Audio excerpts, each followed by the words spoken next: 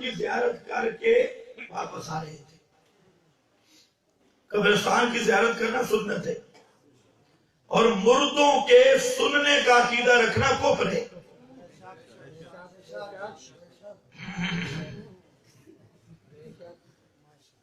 قبرستان کی زیارت کرنا مجھے بولو، اور مردوں کے سننے کا عقیدہ رکھنا مجھے بولو. کیونکہ قرآن کہتا ہے مرنے کے بعد کوئی سنتا نہیں. ما انت بمسمع من فی القبور، یہ قرآن ہے. اور اس کا معنی سیدہ کائنات حضرت عائشہ صدیقہ نے کیا، رضی اللہ تعالی عنہا نے کیا.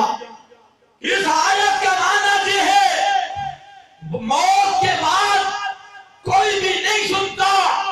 سب صحابہ نے اجماع سکوتی فرمایا.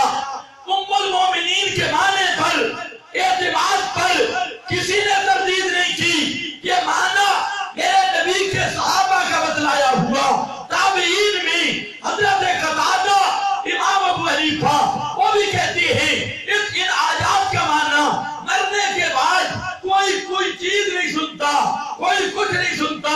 امام اعظم ابو حنیفہ رحمت اللہ تعالی علیہ کے مذہب کی 395 کتابیں، امام محمد کی جامع صغیر سے لے کر فتاوی دارالعلوم دیوبند تک یہی مسئلہ چلتا رہا کہ یہ آیات باتیں بتا رہی ہے کہ موت کے بعد کوئی ولی بھی نہیں سنتا، کوئی پیغمبر بھی نہیں سنتا، دور سے بھی نہیں سنتا، قریب سے بھی نہیں سنتا. ونصلی علی رسول الکریم. اما بعد فاعوذ باللہ من الشیطان الرجیم. بسم اللہ الرحمن الرحیم.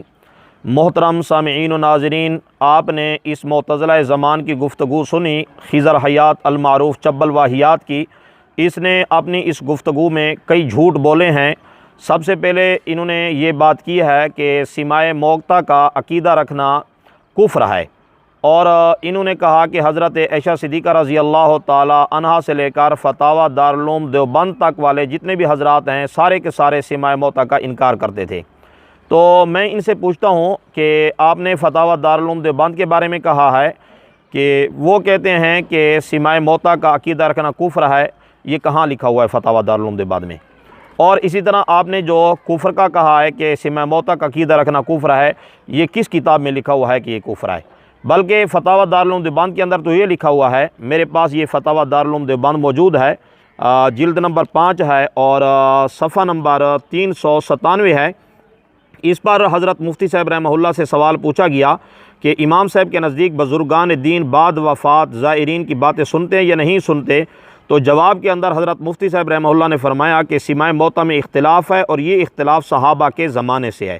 بہت سے ائمہ سماع موقتا کے قائل ہیں، اور حنفیہ کی کتب میں بعض مسائل ایسے مذکور ہیں جن سے عدم سماع موقتا معلوم ہوتا ہے، مگر امام صاحب رحمہ اللہ سے کوئی تصریح اس بارے میں نقل نہیں کرتے.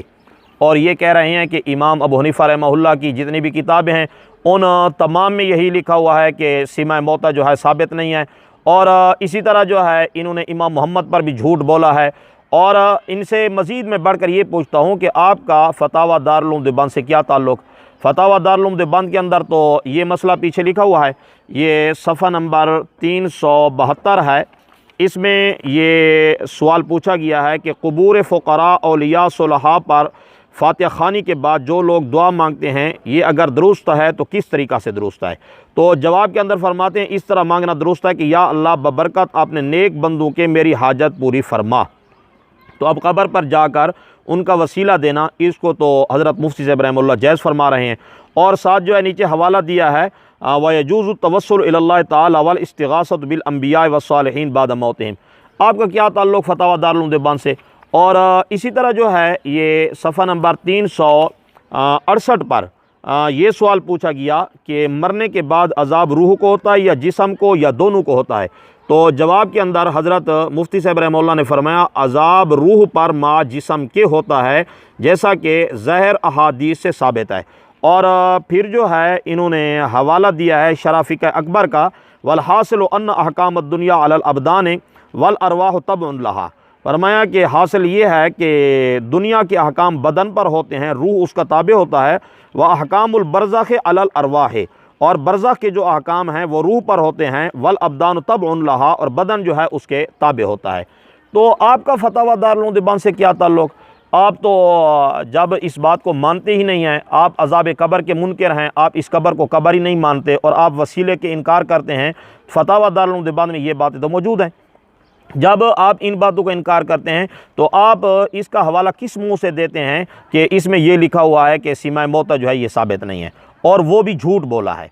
और इसी तरह दूसरे नंबर पर इन्होंने ये कहा कि हज़रत आयशा सिद्दीक़ा रज़ी अल्लाह ताला अन्हा सीमा मौत का इनकार करती थी, और कहते हैं कि जो अम्मी आयशा सिद्दीक़ा रज़ी अल्लाह ताला अन्हा के हकीकी बेटे हैं तो वो अम्मी आयशा सिद्दीक़ा के अक़ीदे का भी ख्याल करते हैं और अक़ीदे का भी तहफ़्फ़ुज़ करते हैं। तो मैं इनसे कहता हूँ कि अम्मी आयशा सिद्दीक़ा रज़ी अल्लाह ताला अन्हा के जो हलाली बेटे हैं वो अम्मी की पूरी बात मानते हैं, अधूरी बात नहीं मानते। आपने आधी बात तो ज़िक्र कर दी और आधी बात को हज़म कर गए। मेरे पास ये मिशकात शरीफ है, जिल्द नंबर 1 है, और इसके सफ़ा नंबर 154 पर किताबु ज़कात जहाँ शुरू हो रही है उससे पहले यानी आखिरी हदीस किताबु सलात की है। उसमें अम्मी आयशा सिद्दीक़ा रज़ी अल्लाह ताला अन्हा फरमा रही हैं कि जब नबी अलैहिस्सलातु वस्सलाम और मेरे वालिद अबू बकर रोज़े अक़दस के अंदर दफन थे, हुजरा मुबारक के अंदर, तो मैं बिला पर्दे के चली जाती थी। और जब हज़रत उमर रज़ी अल्लाह अन्हो को दफन किया गया तो फरमाया कि मैं अपने ऊपर कपड़ा करके जाती थी, पर्दा करके जाती थी, हया मिन उमर। ये मुस्नद अहमद के हवाले से ये रिवायत मौजूद है। तो अम्मी आयशा सिद्दीक़ा की वो बात मोतबर है, तो अम्मी आयशा सिद्दीक़ा रज़ी अल्लाह ताला अन्हा की ये बात मोतबर क्यों नहीं है? आप उसको मानते हैं तो फिर इसका इनकार क्यों है? और फिर यहाँ यूँ कहते हैं कि ये हदीस जो है ज़ईफ़ है। अपने मकसद की बात हो तो वो तो ठीक है, और अगर अपने मकसद के ख़िलाफ़ हो तो वो बात भी ज़ईफ़ हो जाती है, वो हदीस भी ज़ईफ़ हो जाती है। और मेरे ख़्याल में तो इन्होंने ये जो मा अंत बिमुस्लिमिन फिल क़ुबूर का तर्जमा किया है, इन्होंने तर्जमा कादियानियों वाला किया है कि जिस तरह कादियानी आयत पढ़ते हैं कुरान मजीद की और तर्जमा करते हैं अपने मकसद का, तो इन्होंने मा अंत बिमुस्लिमिन फिल क़ुबूर पढ़ कर उसका तर्जमा ये किया कि कोई किसी की कोई बात नहीं सुनता। कम अज़ कम जो है आप किसी तफसीर के अंदर देख लें कि इसका ये माना है वमा अंत बिमुस्लिमिन फिल क़ुबूर के कोई किसी की कोई बात नहीं सुनता। और आप तो अलामतुद्दाहर बने फिरते हैं, तो कम अज़ कम आपको सिमा और इस्मा के दरमियान फ़र्क तो पता होना चाहिए ना। यहाँ तो सिमा की नफ़ी ही नहीं है, वमा अंत बिमुस्मिइन फिल क़ुबूर के अंदर और इन्नका ला तुस्मिउल मौता के अंदर ये आयात बय्यिनात जितनी भी हैं तो इनके अंदर तो इस्मा की नफ़ी है, सिमा की तो नफ़ी ही